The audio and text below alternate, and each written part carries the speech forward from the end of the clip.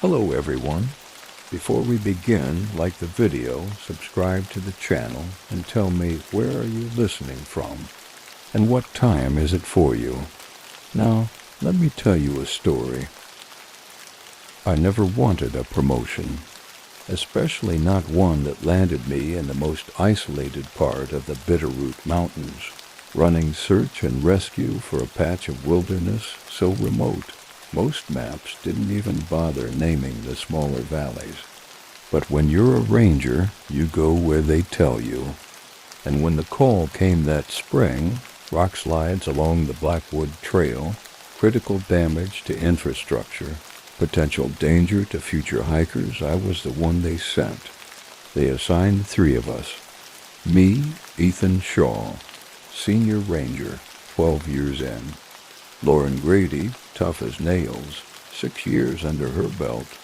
And Ben Cunner, a rookie barely 6 months out of training, still carrying that mixture of excitement and disbelief that the wild could actually hurt him. We left the station at first light, packing light but thorough. Radios, flares, climbing gear, emergency beacons, standard issue sidearms, 3 days' worth of rations, just in case. The drive to Blackwood Ridge took 4 hours unwinding, mostly dirt roads that cut through endless pine forests. When we finally reached the trailhead, the sun was already high, turning the mist into rising tendrils of steam. At first glance, it didn't seem like much. A collapsed footbridge, a washed-out section of the trail where the mountainside had given way, the forest looking thicker, heavier than usual, but nothing we hadn't dealt with before. Still, there was a smell, a strange coppery scent that didn't belong, like old blood and overturned earth. I chalked it up to the landslide and pushed it out of my mind. We unloaded, checked our radios, and started hiking in. Our goal was simple: mark hazards, flag damaged areas, prep for the crews that would come in a few weeks to start repairs. Easy on paper, but Blackwood was old country, the kind of land that didn't care whether you respected it or not, the kind of land that, some said, remembered things long after people forgot. I tried not to think about the stories, the hikers who vanished without a trace, the hunting parties that returned light by 1 or 2 men, the occasional stories you heard in bars, stories that no one ever put in official reports, stories about things moving just outside your firelight, about stone cairns that appeared overnight where none had been before, about heavy breathing at the edges of campsites, deep and deliberate, not belonging to anything you could name. We hiked 6 miles in the first day, 6 miles of broken trail, unstable rock, fallen trees. The deeper we went, the more I felt it. A pressure, like the air itself was thicker out here. Lauren felt it too. I could see it in the way her eyes kept scanning the tree line, how her hand rested near her belt without touching her sidearm. Ben, bless him, didn't seem to notice, too busy marveling at the isolation, the way the pines grew impossibly tall and straight, their needles muffling every sound until the forest seemed to breathe around us. We made camp at a clearing just below Hunter's Peak, a jagged spine of granite that split the valley in 2. Standard procedure: set perimeter markers, secure food, small fire, low light discipline. At sunset, the forest came alive, but not with the usual sounds. No frogs, no night birds, no wind sighing through the trees. Only the occasional distant crack of something large shifting in the underbrush. At first, I told myself it was deer, maybe elk, but somewhere deep in my gut I knew better. The night was too quiet. Predator quiet, predator patience. We took turns on watch. I took first shift sitting by the fire, cradling a lukewarm cup of coffee, listening to the dark press closer and closer. That's when I noticed it. The trees weren't right. At the very edge of the firelight, the pines seemed to lean inward slightly, like skeletal fingers reaching down, trying to cage us in. And the smells, the coppery blood scent was stronger now, mixed with something damp and animal, rot and sweat and fur. The hair on the back of my neck stood up. No sound, no movement, just that suffocating weight of unseen eyes watching, judging, measuring. I tightened my grip on the radio and fought the urge to wake Lauren and Ben. No need yet. No reason to spook them over nothing. And yet, as I stared into the trees, something shifted. Not in the branches, not in the bush. In the darkness itself, a sense of movement so massive and deliberate that for a moment I couldn't breathe. I clipped the safety off my sidearm without thinking. Still, nothing came. Nothing broke cover. And slowly, minute by minute, the feeling eased back, like whatever was out there had decided for now to leave us alone. I stayed awake the rest of my shift, heart hammering against my ribs. By the time Lauren took over, the stars were out, and for the first time in a long, long while I found myself praying the dawn would come fast, because deep down I knew we weren't alone on Blackwood Ridge. We had entered something else's territory, and whatever it was still deciding what to do with us. Morning came like a gift I didn't deserve. When the first rays of light pierced the trees, I felt like I could breathe again, like the night itself had released its grip on my lungs.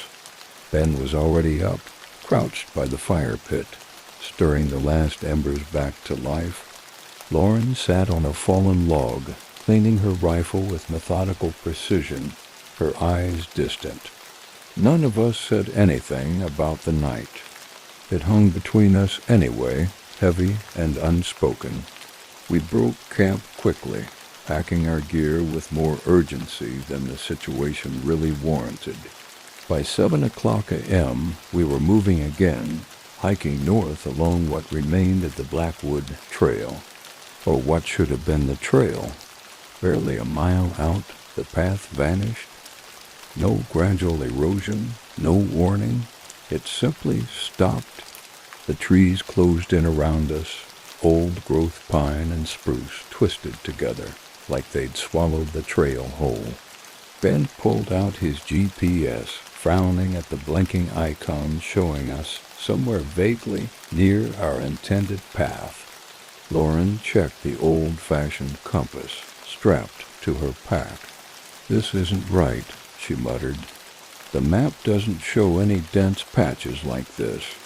We debated doubling back. I was about to call it when Ben spotted something up ahead, half hidden by the underbrush. "Hey," he called out, waving. "You guys see this?" Lauren and I pushed through the brush, stepping into a small clearing, and froze. In the center stood a structure. There was no other word for it. A massive, deliberate construction of trees and branches, not fallen, not dead, bent and woven into an archway 8 feet tall and at least 6 feet wide. Fresh sap oozed from where living trunks had been forcefully twisted into unnatural shapes. The ground beneath the arch was churned up, heavy with deep impressions in the mud. Footprints, massive, 5-toed, flat, wide as dinner plates. I crouched, brushing my fingers lightly over one of the prints. It was fresh, the edges still sharp. Whatever made it had been here recently, very recently. Lauren circled the structure slowly, her face grim. "No way this is natural," she said. Ben stood a little too close to the archway, peering up into its curved top. "What do you think it is? Some survivalist thing? Art project?" He sounded hopeful. I didn't answer, because deep down I already knew this wasn't made by people. Not by anything human, anyway. I motioned for Ben to step back. Reluctantly, he obeyed. We marked the location on the GPS, snapped a few pictures for the incident report, and moved on. But the further we hiked, the stranger things became. We found another structure, then another.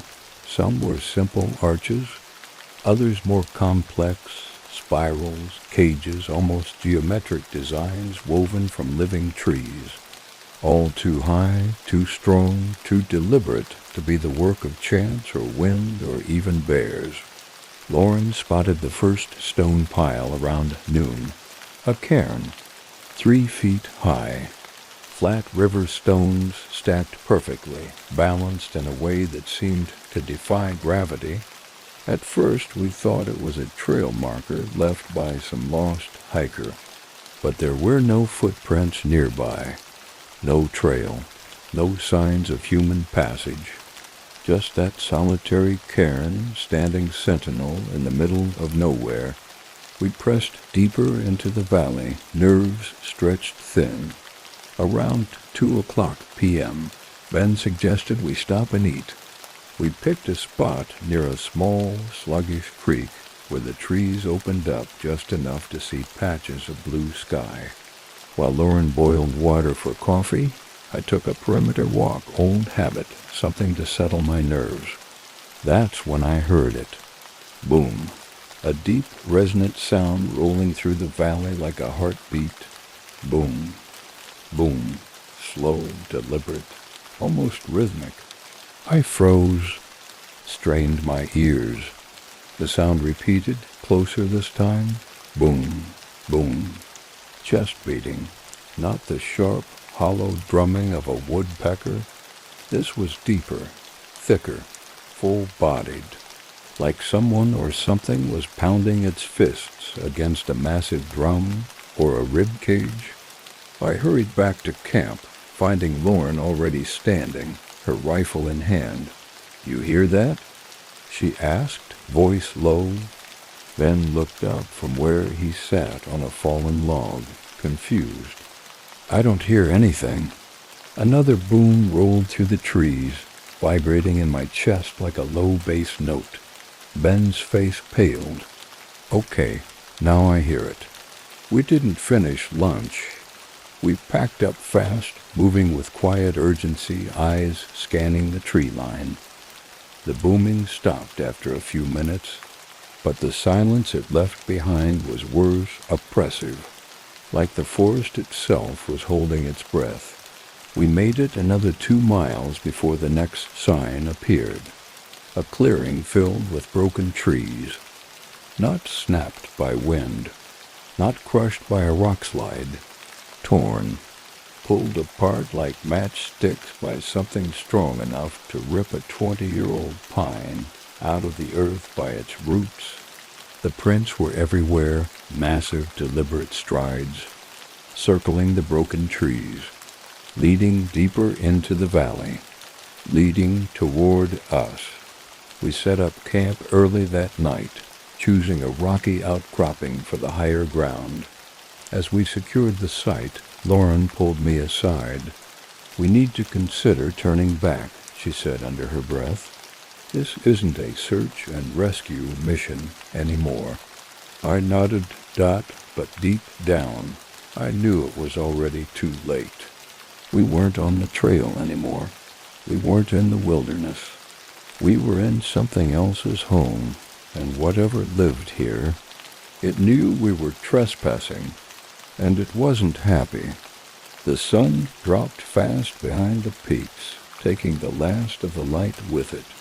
We sat around a tiny fire on the rocky outcropping, the flame barely big enough to warm our hands. Lauren insisted we keep it small, less smoke, less light, less chance of being spotted. I didn't argue. Ben was unusually quiet, poking half-heartedly at his dinner, his eyes flicking constantly toward the trees below. The valley stretched out before us like a black ocean, treetops swaying gently in the evening breeze. Beautiful. If you didn't know better, if you didn't feel it watching, I kept one hand near my sidearm. The radio buzzed once with static, no signal, no surprise. Out here, the mountains loved swallowing transmissions whole.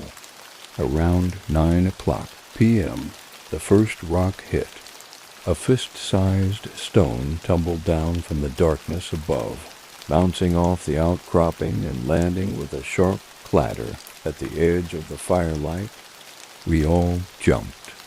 Lauren was on her feet instantly, rifle raised, scanning the darkness. Ben scrambled up, too, hand fumbling for his flashlight. "Probably just loose rock," he said, voice a little too high, a little too eager to believe it. Then the second rock hit. Bigger, faster. It smashed into the edge of our fire pit, scattering embers. Not a tumble, not gravity, a throw. Lauren swept her flashlight beam up the slope, but there was nothing, just shadows twisting between jagged boulders and deadfall. Lights out. I hissed. We killed the fire and dropped into defensive positions, backs to the center, eyes out, breathing hard, listening, waiting. The silence pressed down like a physical weight. Then, from somewhere just beyond the ridge, came the tree knock. Wham! A single deliberate strike, like a baseball bat slamming into a telephone pole. The H.E.M. Another, from a different direction. Ben looked at me, wide-eyed. "What the hell is that?" I didn't answer, because answering would make it real. Another tree knock, closer this time.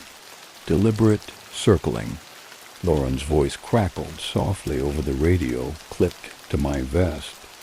Multiple sources moving around us. Coordinated. I tapped twice on the mic in response.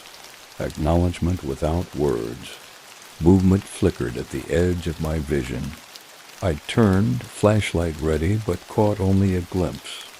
A massive shape slipping between trees too fast for something that big to move. Another rock sailed from the darkness, slamming into the ground inches from Ben's foot. He yelped and stumbled back, raising his sidearm. "Permission to fire?" he gasped. "Negative," I whispered harshly. Firing blindly would only make things worse. These things, whatever they were, weren't attacking. Not yet. They were testing, pushing, hurting. The realization hit me like a gut punch. They weren't trying to kill us. Not yet.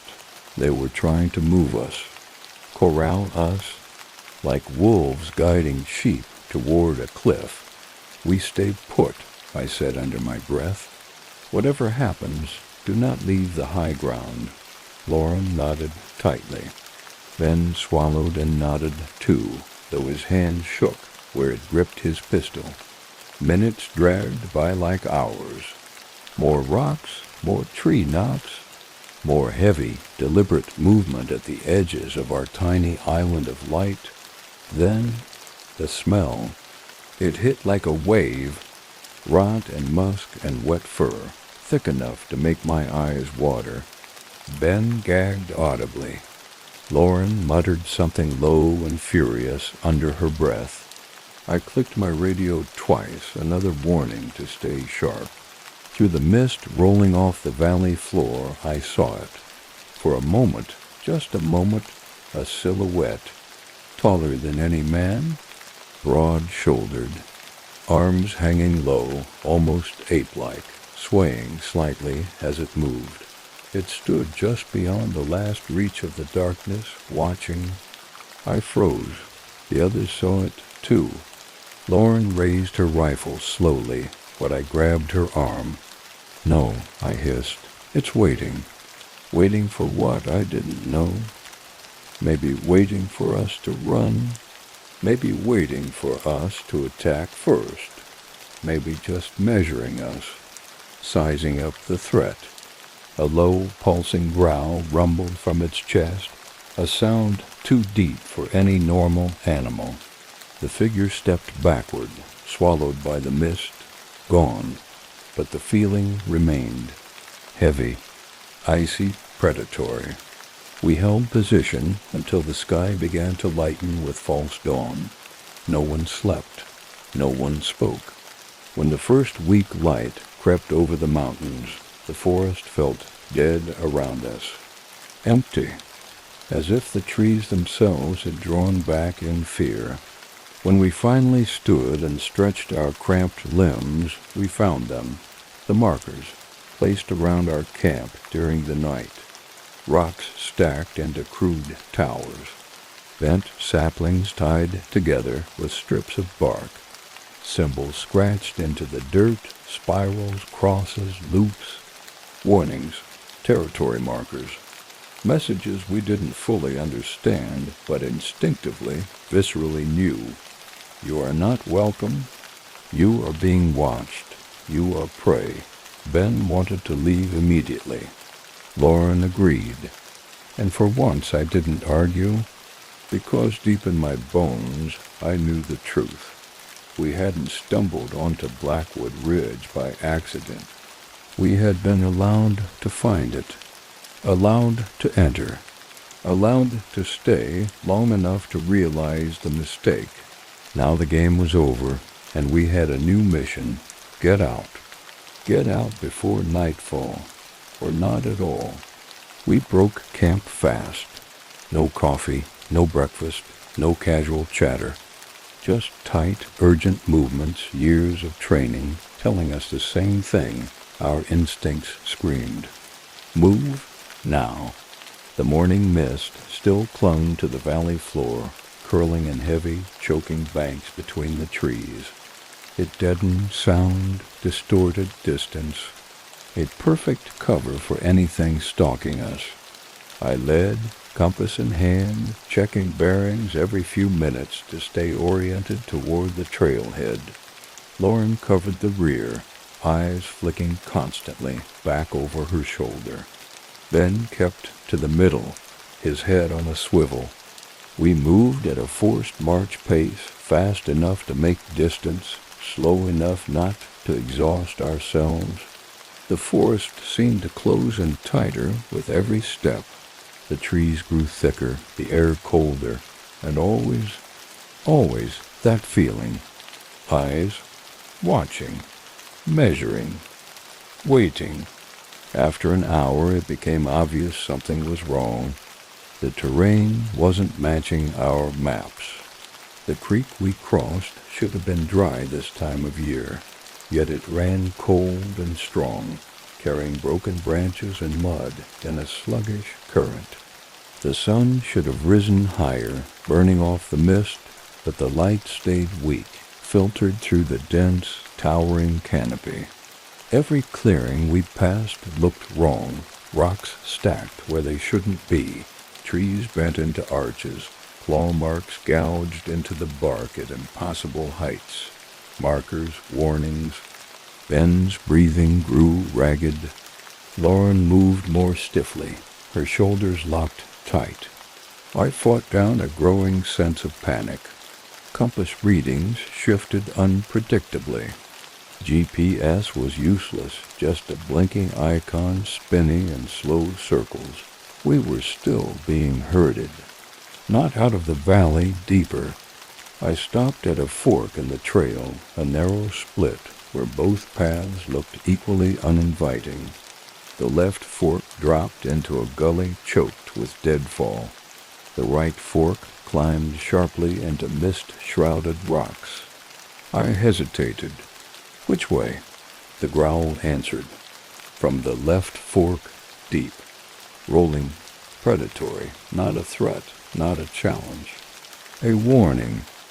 Ben took a step toward the right fork instinctively, and I didn't stop him. We scrambled up the slope, boots slipping on wet rocks and loose soil. Something moved behind us, heavy, pacing. I caught glimpses out of the corner of my eye, a dark shape flowing through the trees with impossible silence. I didn't tell the others, didn't need to. They felt it too.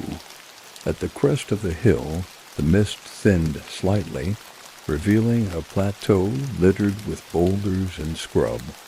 We collapsed against the rocks, catching our breath.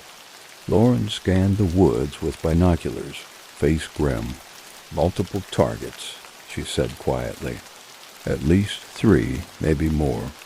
Ben blanched. 3 what? Lauren lowered the binoculars, meeting my gaze. She didn't answer, didn't need to. Not bears, not wolves, not anything natural. Another tree knock cracked through the forest below us. Another answering knock, closer, coordinated, communicating. I keyed my radio, hoping against hope the static would clear.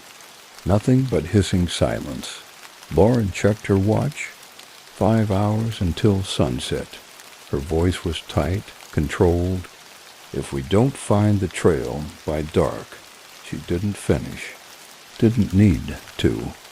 I stared down into the swirling mist below us, heart pounding. The forest stretched endless and dark, hiding whatever moved beneath the trees. And I realized something with cold certainty.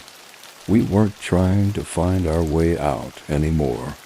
We were trying to survive long enough to be allowed out. And that permission wasn't going to come easily. Not from the ancient territorial things that ruled these woods. Not from the creatures whose patience was wearing thin. We didn't speak. Didn't dare. Every sound, every snapped twig, every scrape of boot on rock felt like a beacon drawing attention we didn't want. We moved across the plateau in tight formation, rifles at low ready, scanning every shadow. The mist clawed at our legs, hiding the ground, turning every step into a blind gamble.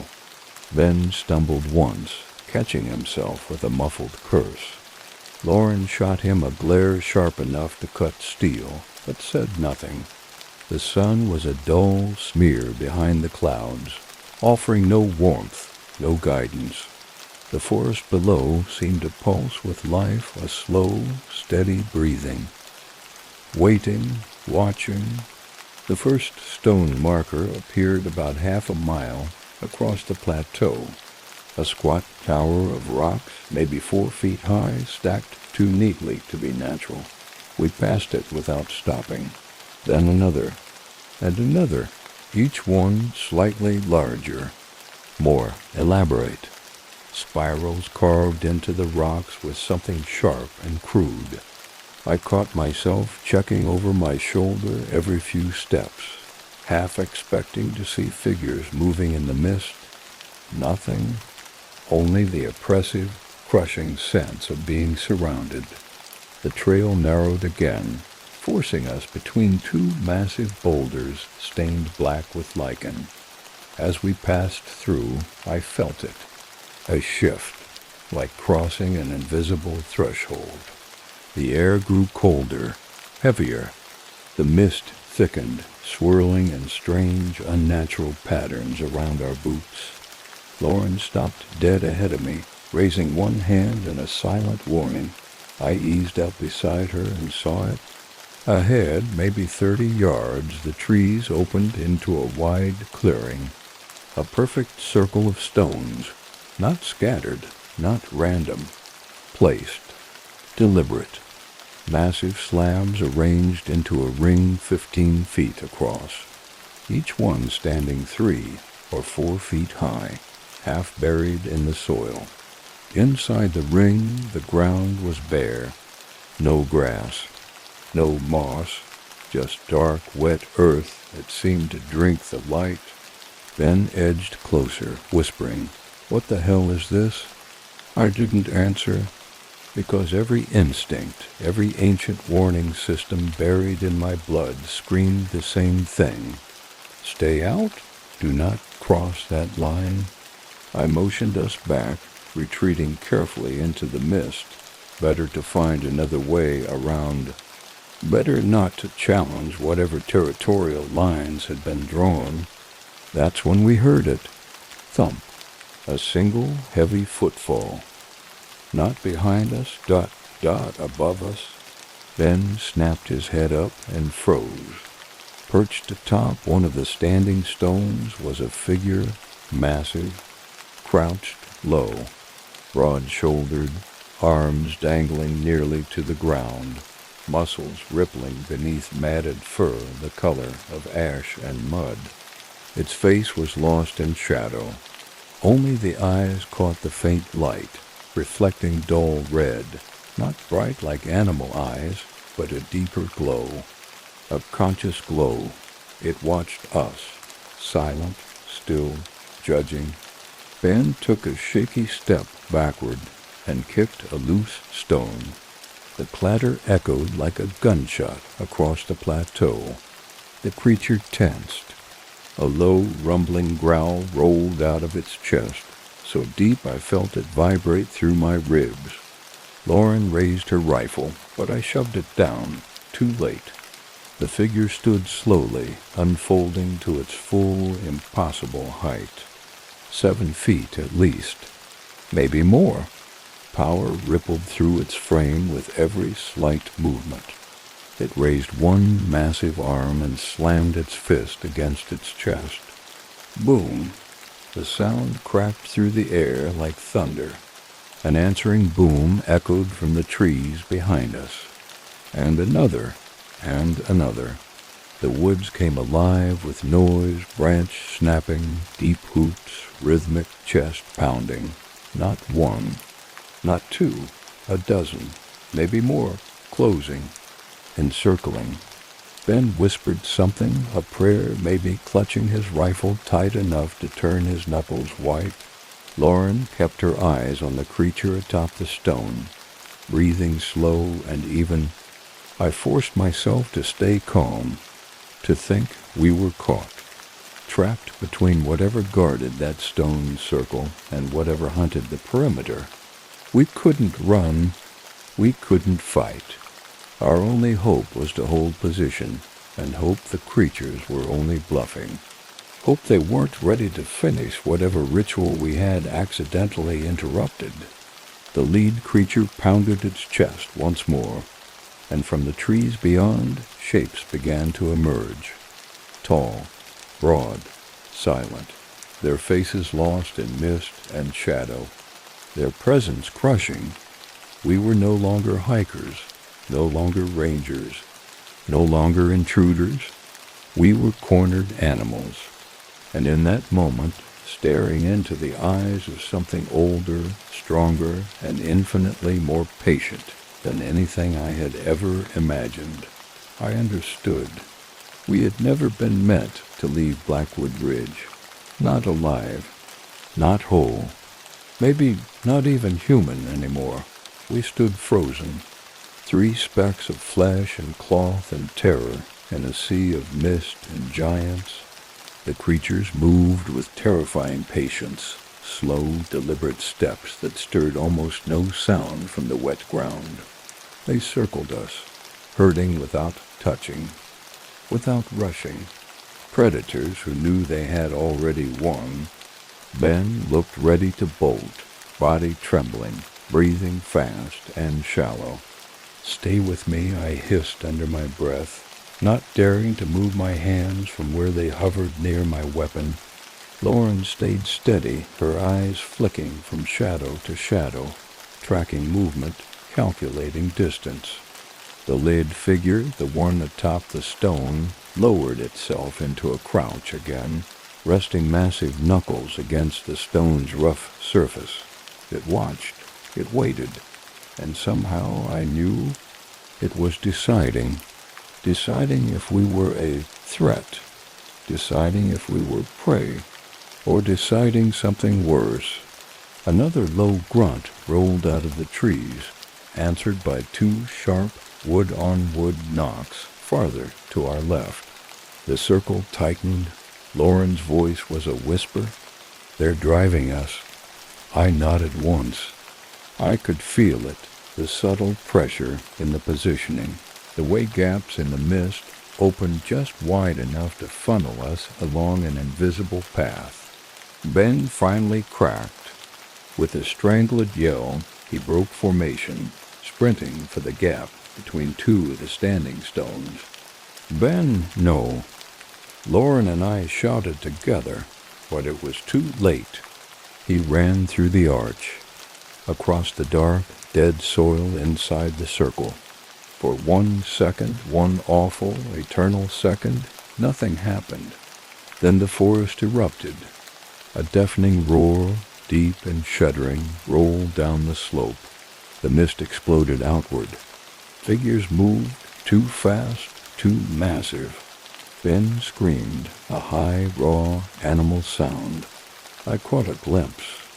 A massive arm sweeping from the mist, snatching him off the ground like a child plucking a doll from the dirt. His flashlight spun away into the trees, clattering against the rocks. His scream cut off, strangled into a wet gurgle that turned my stomach to ice. And then he was gone, swallowed by the forest, by the mist, by the ancient, patient hands of things that ruled this place long before men ever drew maps. Lauren grabbed my arm, dragging me back, her face pale and set. "We move," she rasped. "Now." We retreated, fast but controlled, backs to each other, weapons raised, breathing harsh and ragged. The creatures didn't chase. They didn't need to. They had taken what they wanted. A message, a payment, a warning. Ben's scream, or whatever was left of it, echoed once through the trees, then fell into silence so complete it crushed the air from my lungs.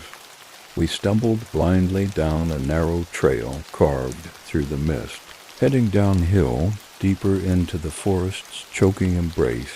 I didn't care. Anything to put distance between us and that circle of stones. Anything to forget the look of triumph in those red, glowing eyes as they plucked Ben from the earth like a prize. Anything to forget the realization that we were still alive because they let us be. For now, Lauren's voice cracked over the radio, barely more than a whisper. "Two of us now." I clicked my mic once in grim acknowledgement. 2 of us, but for how long? Ahead, the mist shifted, parting just enough to reveal a path, old, broken, choked with debris, but recognizable. A trail, maybe a chance, maybe a trap. Either way, we didn't have options anymore. We plunged into the trees, the weight of ancient, unseen eyes following our every step. And as the mist swallowed the clearing behind us, I knew Blackwood Ridge wasn't finished with us yet. Not by a long shot. We moved fast, barely thinking, driven by pure instinct and terror. The path, if you could call it that, twisted and wound through dense thickets of pine and spruce, their damp branches clawing at our clothes. The forest was wrong. The angles, the distances, the way the mist clung to everything, shifting in slow, deliberate eddies, as if stirred by something unseen. Branches above us creaked, not from wind, from weight, from movement. Lauren kept checking behind us, her mouth pressed into a hard, bloodless line. I said nothing. Words seemed dangerous now, like speaking aloud would wake whatever ancient, malevolent thing slept beneath the trees. The path forked ahead, barely a choice at all, just 2 narrow animal tracks threading between the black trunks. Lauren paused, glancing at me left or right. I opened my mouth to answer, and heard it. Guys, Ben's voice, weak, trembling, from somewhere down the left-hand path. Guys, I'm hurt. I need help. Lauren stiffened. I saw it in her shoulders, the battle between instinct and training. We had seen him taken, heard the scream. There was no chance he could be alive. No way. But hearing his voice, broken, pleading, twisted something in your gut that survival training couldn't fix. Help me. Closer now. Too close. I grabbed Lauren's arm hard, shook my head. No, it wasn't him. She hesitated just for a second, then nodded grimly. We took the right-hand path, and the moment we stepped off, the voice changed. Still Ben's tone, but wrong now, distorted.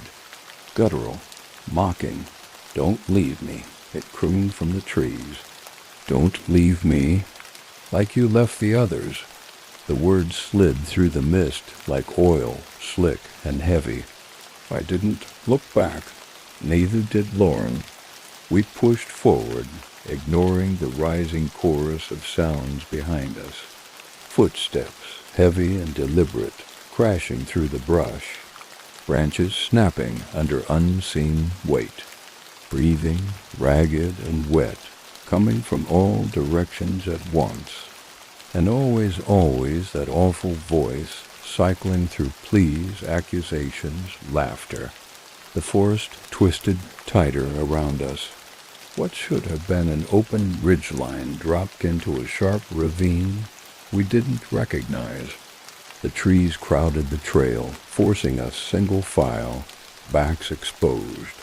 The sun was a fading bruise behind the mountains, dragging night down over the valley like a shroud. Lauren stumbled once, catching herself on a gnarled root. Her hand brushed something strange, a carved figure wedged into the dirt. I shone my light briefly. A crude effigy shaped from sticks and animal hide, its head twisted backward, mouth open in a silent scream.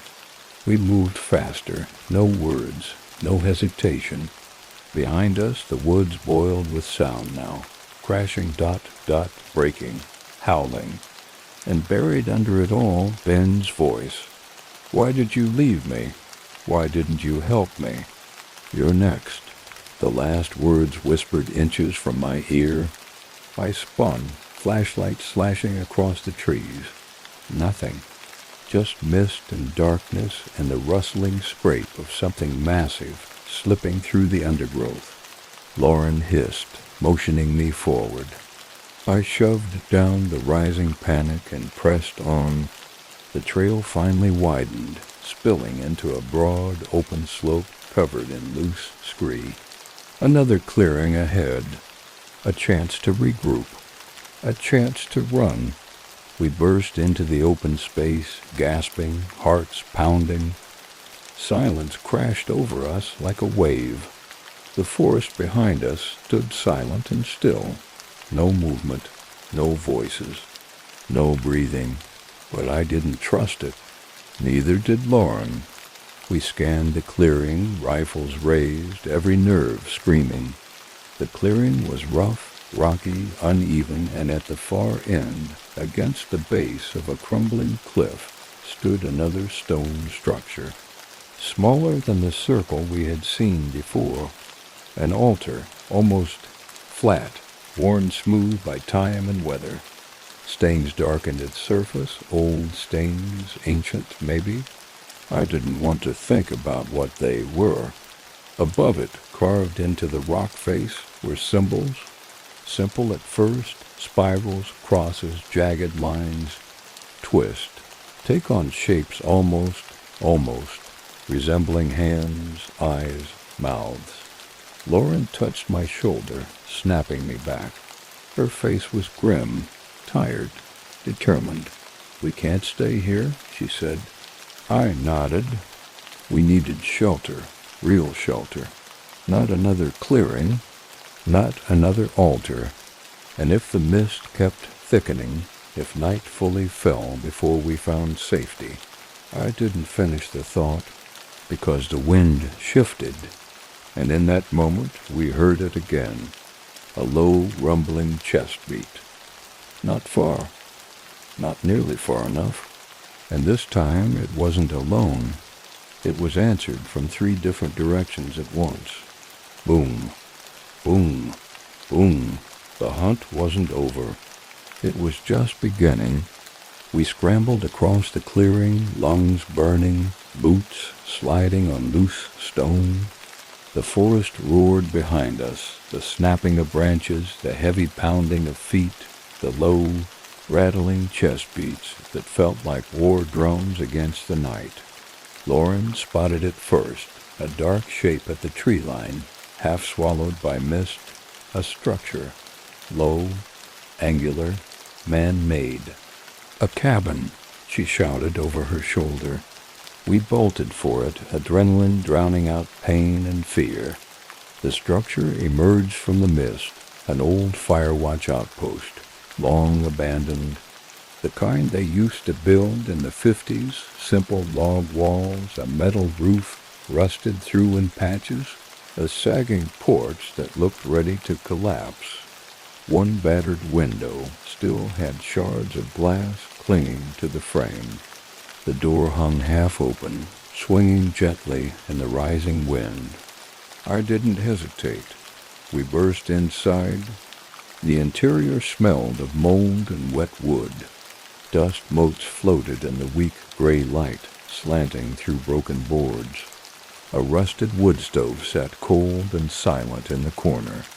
Rotted bunks lined the walls. We slammed the door shut behind us and jammed a broken chair under the handle. It wouldn't stop anything determined, but it might buy us time. Lauren dropped her pack and immediately moved to check the windows, reinforcing them with whatever broken furniture she could find. I swept the room, heart hammering, weapon drawn.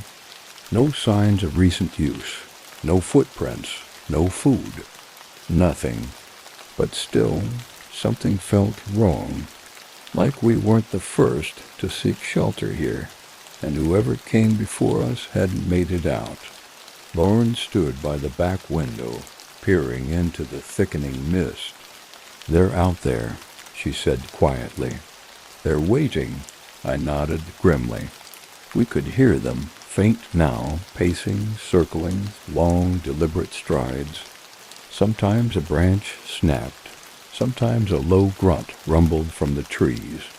Testing, probing, a game of patience, a siege.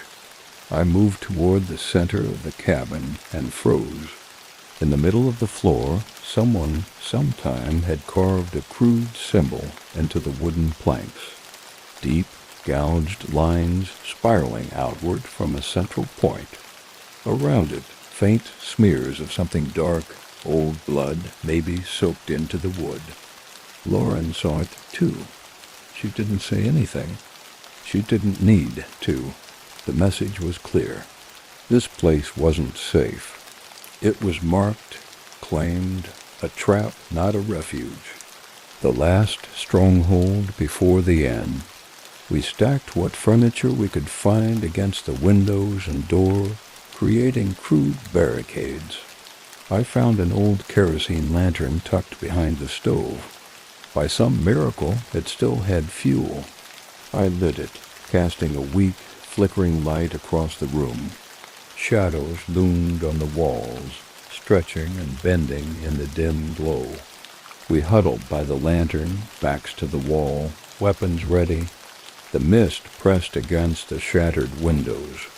The night pressed harder. And somewhere out there, just beyond the edges of the light, they waited. We heard them breathing, heavy, measured, mocking. Sometimes we'd hear Ben's voice again, distant and broken, begging for help. Other times, just the deep chest beats, slow and steady, boom, boom, boom. measuring out the time until they decided to finish it. The hours dragged like years. The cold seeped into our bones. Lauren dozed in short bursts, rifle cradled in her arms.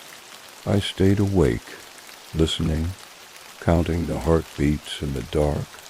The storm broke around midnight. First rain, then sleet, then wind howling through the broken eaves like a chorus of screams, and with it a new sound, soft at first, then louder, scratching at the walls, at the door, at the window frames. Not claws, not fists, fingers, massive, calloused fingers raking slowly across the rotted wood, testing, exploring, promising. I tightened my grip on my rifle. The cabin groaned under the assault of the storm and under something more, something that knew how to wait, knew how to wear prey down, knew that inside we were already cracking, already dying. All it had to do was finish the job, and somewhere deep in my gut I knew. By sunrise this cabin would be a tomb, unless we made a move, unless we found a way to survive, unless we did something no one who entered Sasquatch Territory had ever done before. The lantern guttered low, shadows crawling longer along the broken cabin walls. Lauren stirred awake, blinking hard, gripping her rifle like she thought it might slip from her hands. I didn't blame her. We couldn't stay. The air inside the cabin had changed, turned thick, sour. Something outside was pressing harder now, its hunger palpable, bleeding through the walls, waiting for fear to crack us open, waiting for weakness. I leaned in close, voice low, barely more than breath. We leave, now. Lauren nodded once. No debate, no argument, just understanding. Outside, the storm screamed across the clearing, sheets of rain slashing through the trees, masking sound, blurring movement. It was our only chance. If we moved fast, stuck to the rocks, kept low, maybe, just maybe, we could slip past the watchers circling us. Maybe. Lauren doused the lantern. Darkness swallowed us whole. We crept to the back window, peeled back a shard of rotting wood, and peered out. Nothing but mist and rain and shifting shadows. I kicked aside the barricade from the back door, slowly, painfully. The hinges creaked like a dying thing as we forced it open into the night. The cold hit us like a fist, wet and sharp. We slipped into the storm. No lights, no sounds, just movement, just survival. The first 100 yards were pure adrenaline, ducking from boulder to boulder, moving in short, silent bursts. Every heartbeat pounded in my ears. Every breath felt too loud, too sharp. Lauren kept to my flank, her silhouette barely visible through the rain. The plan, if you could call it that, was simple. Cut downhill. Follow the slope. Find the old service road, radio for AVAC once we got a signal. If we got a signal, if we made it that far, we hit the tree line and started weaving through the trunks, using them as cover. The forest stretched wide and endless around us. The mist swallowed the trees ahead in dense, heaving banks. And behind us, something followed. No longer cautious. No longer testing. They moved with purpose now, closing in. I heard at first the heavy, wet slapping of massive feet against the muddy earth. Then the low breathing, panting, almost, but controlled, excited. Lauren caught it, too. She quickened her pace, eyes wide, mouth tight. A rock clattered to our left. Not falling, thrown, deliberate. We ducked instinctively, too late to avoid what followed. From the mist ahead, something massive charged. I caught a glimpse.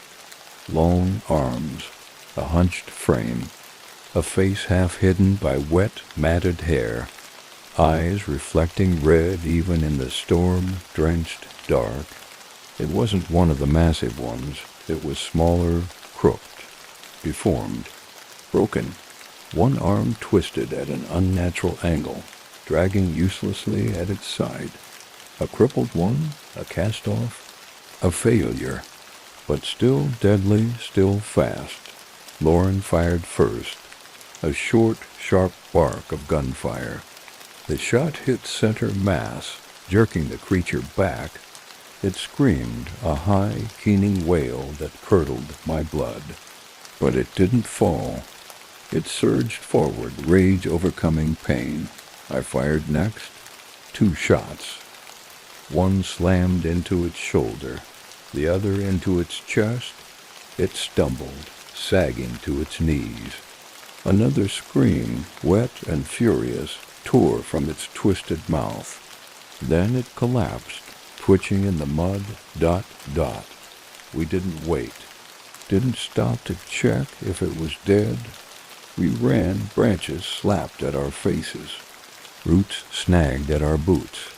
The forest twisted, turned, bucked underfoot. The others followed.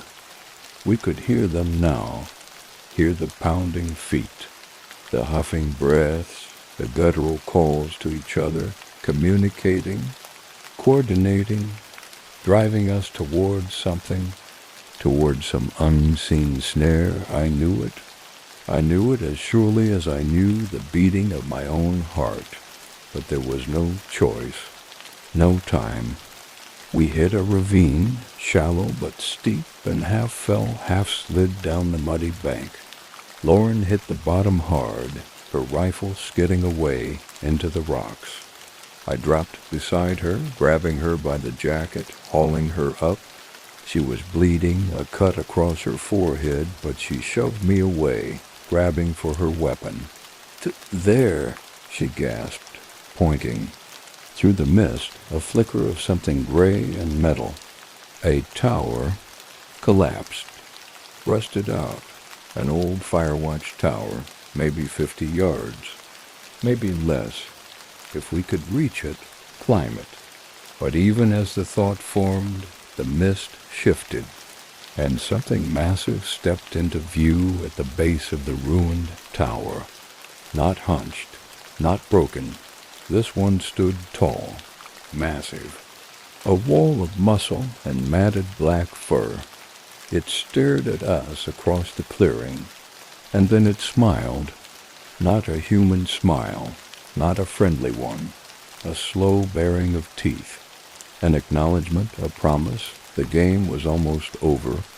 We had played, we had run. Now it was time to finish it.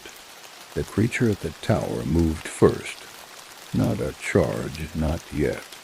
Just a slow, deliberate step forward, claiming space, showing us exactly how small, how hopeless we were.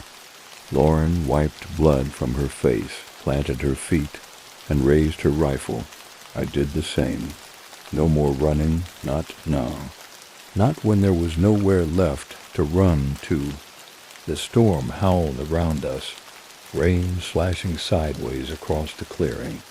The mist curled along the ground like a living thing, wrapping around our legs, stealing our footing, stealing our sight.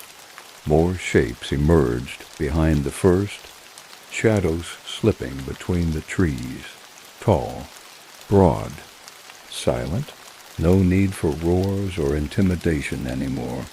They had worn us down. We were rabbits caught in the open. The lead creature raised its massive arm and slammed a fist into its chest. Boom. Another answered to the right. Boom. Another to the left. Boom. The ground vibrated under our boots. Lauren took the first shot, a tight, disciplined burst aimed dead center at the lead beast's chest. The rounds hit. I heard the thump. but the creature barely flinched. Its lip curled in something like amusement. I fired two, focusing on center mass.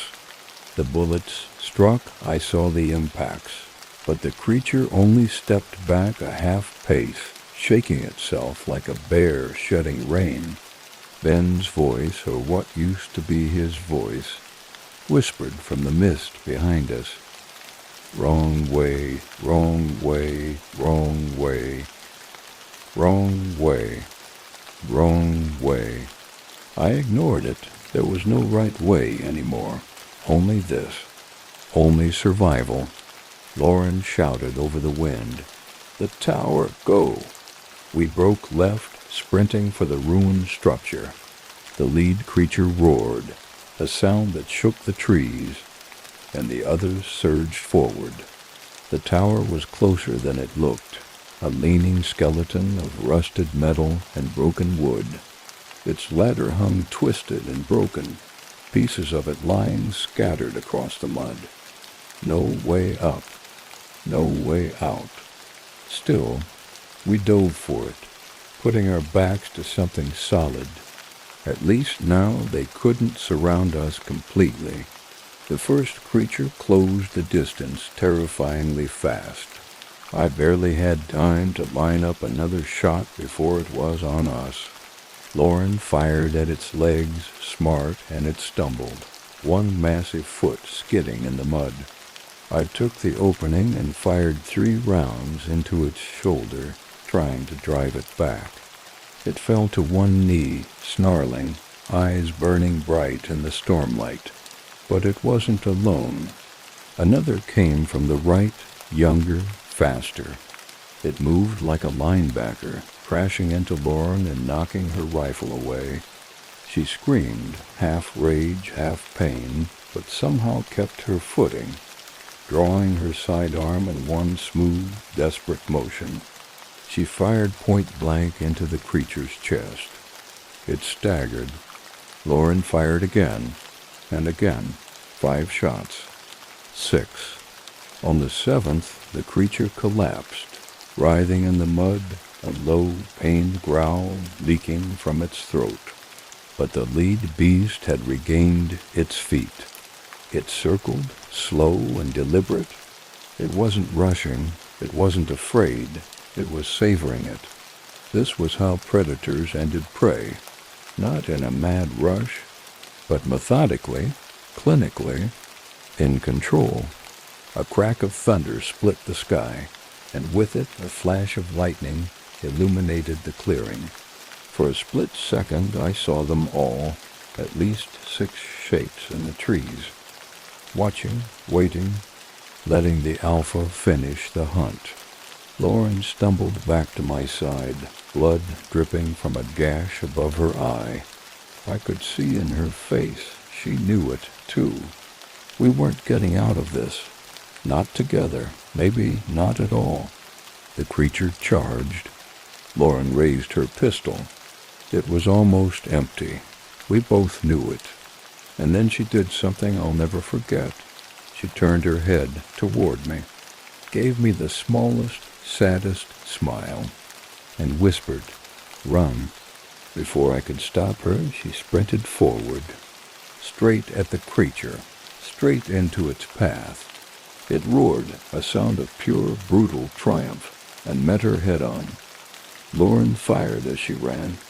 1 shot, 2, 3, and then the creature swatted her aside like a rag doll.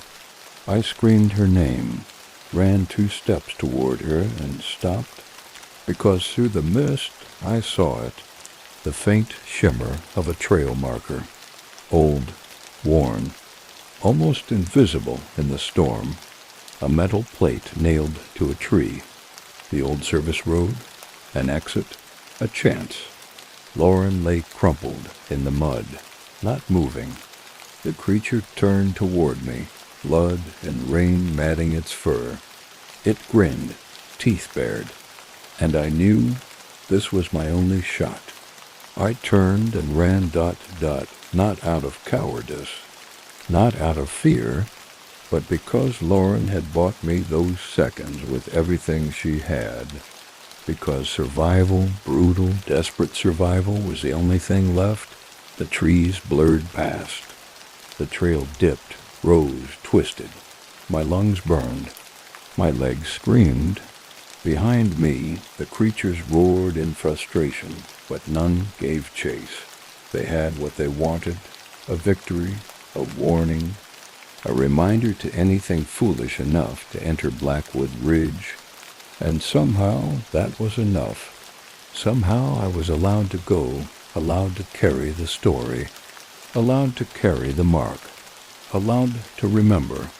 The rain didn't let up. It hammered the trees, the rocks, me. I stumbled through the mist like a half-drowned animal, clutching my rifle with numb hands. The metal trail marker blurred past as I ran, a rusted, forgotten signpost nailed into a leaning pine. The old service road slashed a crooked scar through the wilderness, barely more than a muddy rut winding down the slope. It wasn't a promise of safety, but it was something to follow, something real.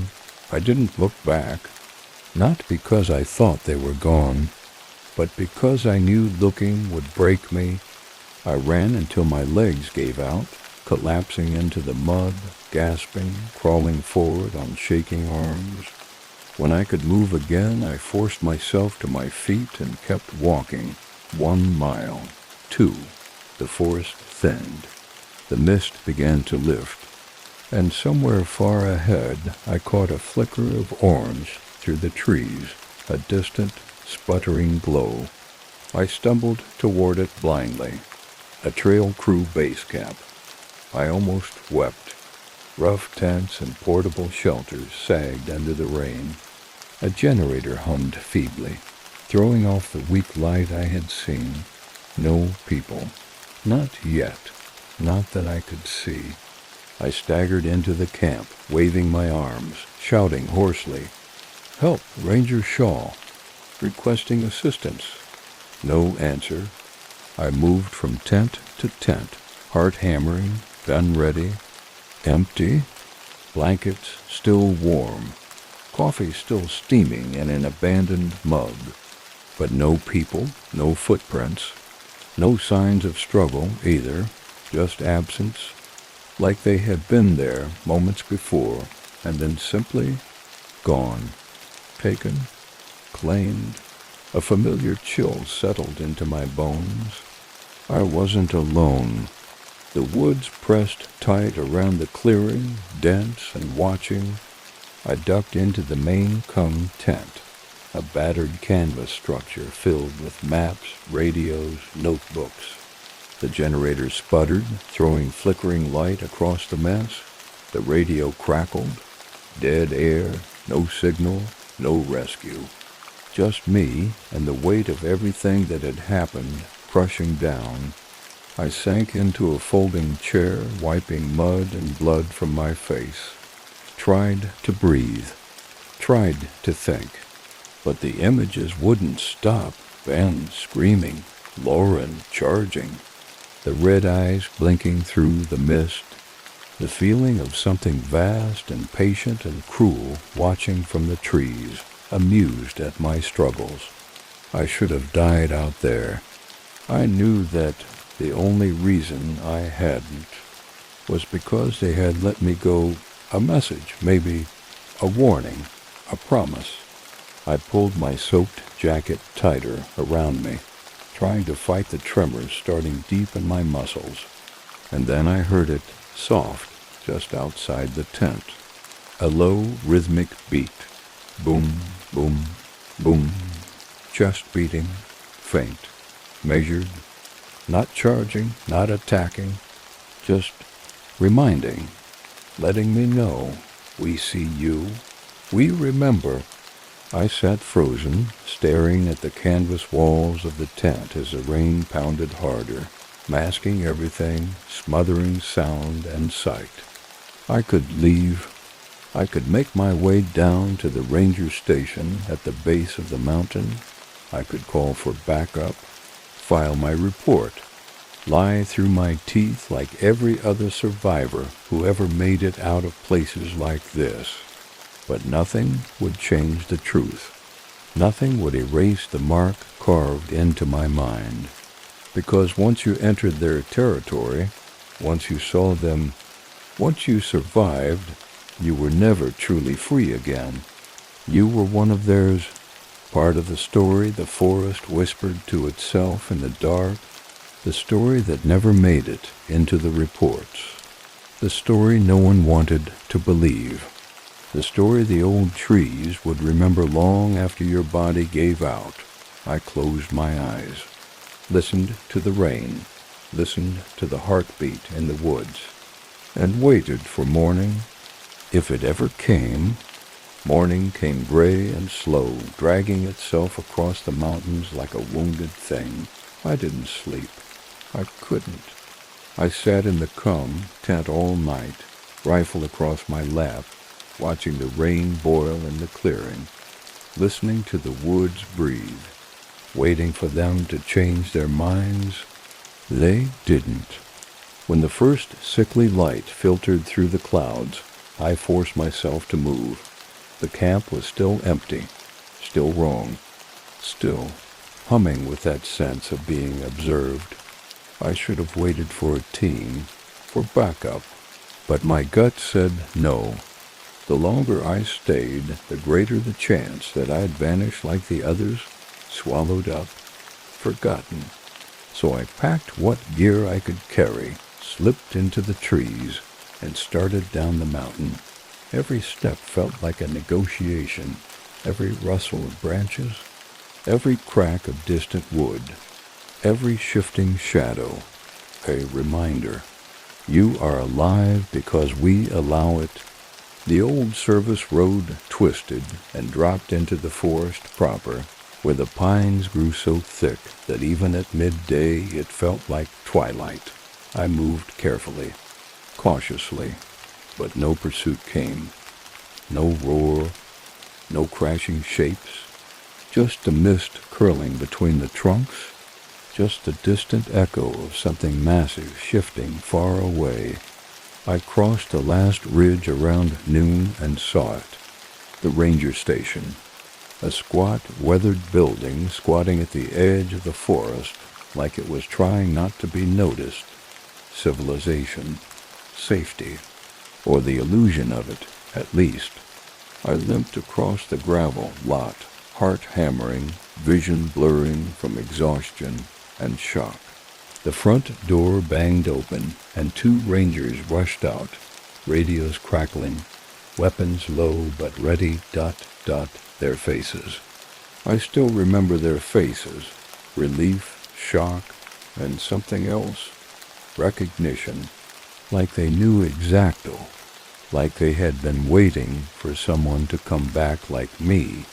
They dragged me inside, talking fast, asking questions I barely registered. I gave my name, my badge number, blurted out what happened, rockslides, lost hikers, hostile wildlife. I lied, or rather, I told the truth in the only way it could be spoken, the only way it would be allowed to exist on paper. Ben was listed as missing Lauren too. Search efforts would be ongoing. Resources would be committed. Reports would be filed. And quietly, under the surface, the forest would be marked, closed, quarantined, not for safety, not really, but to give the valley back to them, to the things that never left. The senior ranger, an older man with deep scars on his hands and deep shadows under his eyes, pulled me aside before they loaded me into the transport truck. His voice was low, serious. "You didn't find anything," he said. "You didn't see anything."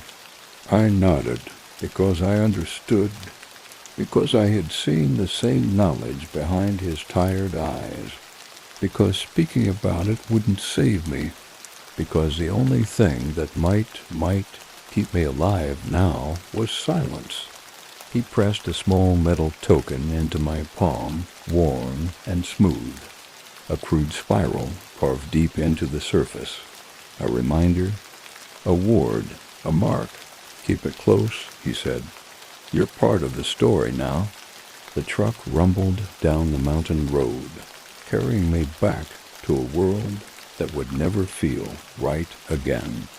I sat in the back, clutching the token, staring out at the endless wall of trees, watching the shadows shift and ripple beneath the boughs, wondering if they were still watching me, knowing they always would. I moved away from that region 2 months later, new state, new job, new name, almost. But none of it mattered, because sometimes when the wind's just right and the night is just dark enough, I hear them, the chest beats, low and steady, rolling through the darkness like a promise. Sometimes when I drive late, headlights cutting through the lonely woods, I catch glimpses in the trees, massive shapes, still, silent, watching, waiting.